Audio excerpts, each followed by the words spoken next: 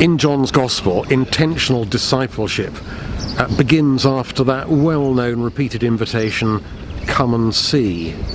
And what that means is that potential disciples are never just following unquestioningly, because they've gone and seen. And that's good news, that they've gone to see.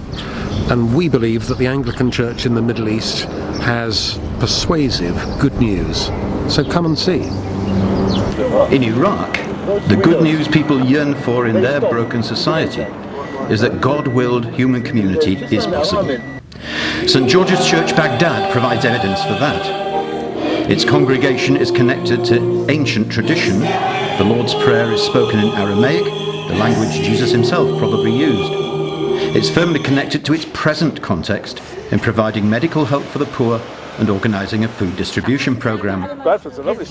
Its vision of hope for the future is encapsulated in the recently built Anglican School of the Redeemer, providing high-quality education to children who are mostly Muslim, both Shia and Sunni.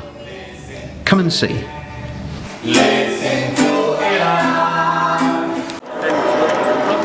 The region has many thousands of migrant workers who work in construction, the service sector and in homes, whose status in society is marginalised and who are vulnerable to exploitation and abuse. Many live lives isolated from the mainstream of society, often in huge blocks far away from other residential areas and services. We minister to them, seeking restoration through pastoral care. We worship together with them on site and in bringing them into our churches.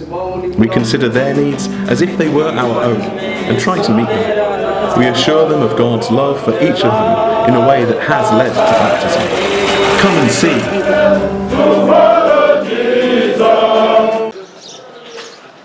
Our province has the largest concentration of refugees in the world. From Cairo in Egypt through Palestine and Jordan to Kofino camp in Cyprus, we try to bring gentleness and human friendship to those we can help. We have refugee meals evenings, food banks. Above all, we try to construct an alternative narrative from that based on mistrust, hostility and prejudice. Come and see. We are a Pentecostal church. The whole world is gathered where we are.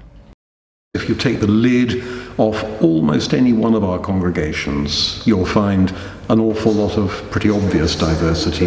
People come from all quarters of the world to live and work in most of the countries of our region. We provide models of living and working together, of mutual respect and positive curiosity.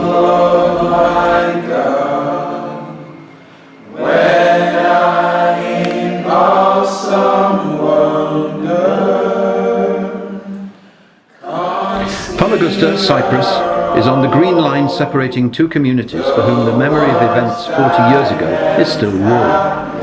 Our church is on the northern Muslim side of the line, part of a parish that straddles it. It's mainly a university chaplaincy to a population of students largely from African countries who are young and gifted and who will return to Anglican churches and to their communities as movers and shakers and to nurture new disciples. Forgiveness, reconciliation, Pentecostal diversity and the celebratory hopes of the young meet together here. Come and see.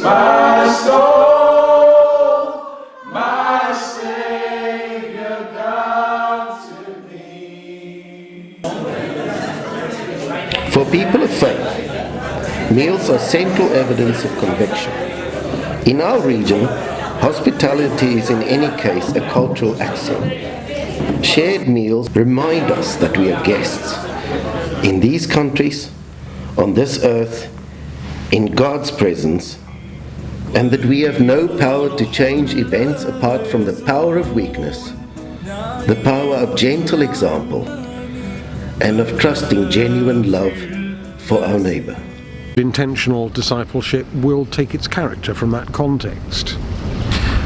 And it takes its cue, of course, from John's Gospel, but at the same time it's aware that in Matthew, the resurrection account, which certainly includes the invitation to come and see, leads to another discipleship imperative, and that's Go and tell.